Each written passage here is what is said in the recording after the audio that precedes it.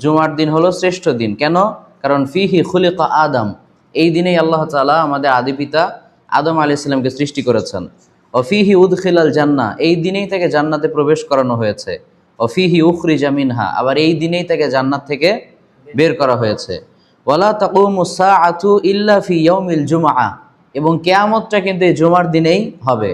এজন্য মানুষ এবং জিন বাদে যত পশু প্রাণী আছে সবাই কিন্তু জুমার দিন ভীত সন্ত্রস্ত থাকে, হতে পারে আজকের দিনে কিয়ামত হয়ে যেতে পারে। আর আমরা মানুষরা কি করি? এই জুমার দিন আর আনন্দ ফুর্তি করে কাটাই, ঠিকঠাক সালাত আদায় করতে চাই না। আল্লাহ হেফাজত করুক, পড়ি আমিন। এবং এই জুমার দিনটাকে আল্লাহ রসুল বলেছেন যে ইন্না ইয়াউমাল জুমাআতি ইয়াউমু ঈদ, এই জুমার দিনটা হচ্ছে মুসলিমদের জন্য একটা ঈদের দিন। এটা হচ্ছে সাপ্তাহিক একটা ঈদের দিন। বছরে দুইটা তো বড় বড় ঈদ আছেই, ঈদুল ফিতর এবং ঈদুল আজহা। এই যে কয়েকদিন পরে ঈদুল আজহা আসবে ইনশাআল্লাহ। কিন্তু প্রত্যেক সপ্তাহেও একটা মুসলমানদের জন্য ঈদের দিন আছে। ওটা কোনটা? এই জুমার দিন। আচ্ছা, তারগিবুহু ফি আনওয়াইল ইবাদাত ফি ইয়াউমিল জুমআহ, জুমার দিন কিছু কাজ করতে আল্লাহ রাসূল সাল্লাল্লাহু আলাইহি ওয়াসাল্লাম আমাদেরকে উৎসাহিত করেছেন। তার মধ্যে একটা হচ্ছে অমিন তাযীমিহি সাল্লাল্লাহু আলাইহি ওয়াসাল্লাম লিয়াউমিল জুমআহ তারগিবুহু ফিহি বিইবাদাতিন খাসসা বিহা, কিছু খাস ইবাদতের কথা বলেছেন, তাই না? জুমার দিন কিছু স্পেশাল ইবাদতের কথা আছে। তার মধ্যে একটা হচ্ছে আসসালাতু ওয়াসসালামু আলা রাসূলিল্লাহ, মানে আল্লাহ রসুলের উপর দরুদ পড়া। কি পড়া? দরুদ পাঠ করা। তবে অবশ্যই সেটা হতে হবে আল্লাহ রসুলের দেওয়া সিস্টেম অনুযায়ী। আল্লাহ রসুল যেই দরুদ শিখিয়েছেন সেই দরুদই পড়তে হবে। নিজের মন মতো বানানো দরুদ পড়লে হবে? ওটা তো বিদআত হয়ে যাবে, তাই না? তো জুমার দিন আসলে আমরা বেশি বেশি আল্লাহ রসুল সাল্লাল্লাহু আলাইহি ওয়াসাল্লামের উপর দরুদ পড়বো। তবে কার শেখানো পদ্ধতিতে? তার শেখানো পদ্ধতিতে। তিনি আমাদেরকে যে দরুদ শিখিয়েছেন সেই দরুদটাই আমরা পড়বো। আমাদের দেশে অনেক রকম দরুদ আছে না, যেটা কোরআন হাদিসে নাই? দরুদে এই, দরুদে সেই, নাম ধরে আর বললাম না। নেয়ামুল কুরআন নামক এরকম কিছু গ্রন্থে দেখবা এইসব দরুদে ভরপুর হয়ে থাকে, কিন্তু কোরআন হাদিসে এগুলোর কোনো উল্লেখ নেই। তা আল্লাহ রসুল যেটা শেখান নাই সেটা কি ইসলাম হতে পারে? পারে না। তাহলে জুমার দিন দরুদ পড়বো, কিন্তু দরুদটা হবে আল্লাহ রসুলের সিস্টেম অনুযায়ী।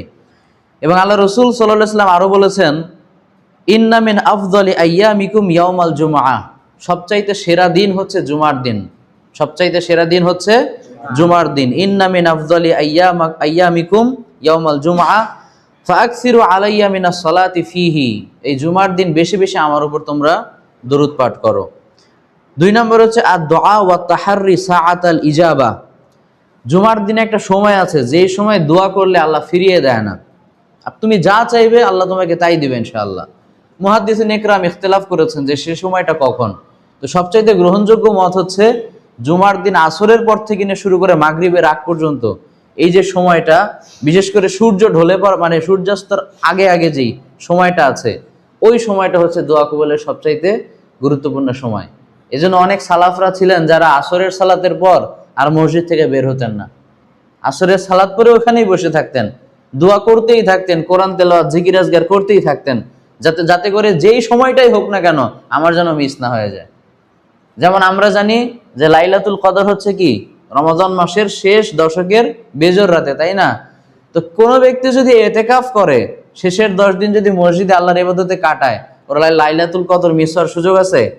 ও তো পাবেই, তাই না? 21 হোক, 23 হোক, 25 হোক, যেদিনই হোক ও পাবে ইনশাআল্লাহ, এতে কোনো সন্দেহ নাই।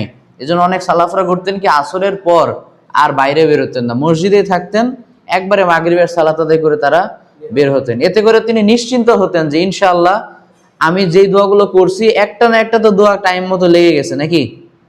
এক্ষেত্রে তারা একটা সতর্কতা অবলম্বন করতেন।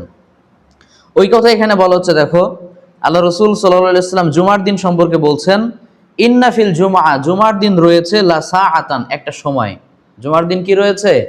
একটা সময় রয়েছে। লা ইউয়াফিকুহা মুসলিমুন ইয়াসআলুল্লাহা ইল্লা আতাহু ইয়াহু, ওই জুমার দিনের ওই সময়টাতে কোনো ব্যক্তি যদি আল্লাহর কাছে কিছু চায় আল্লাহ তাকে ফিরিয়ে দেয় না, যা চাইবে তাই দিয়ে দিবে ইনশাআল্লাহ।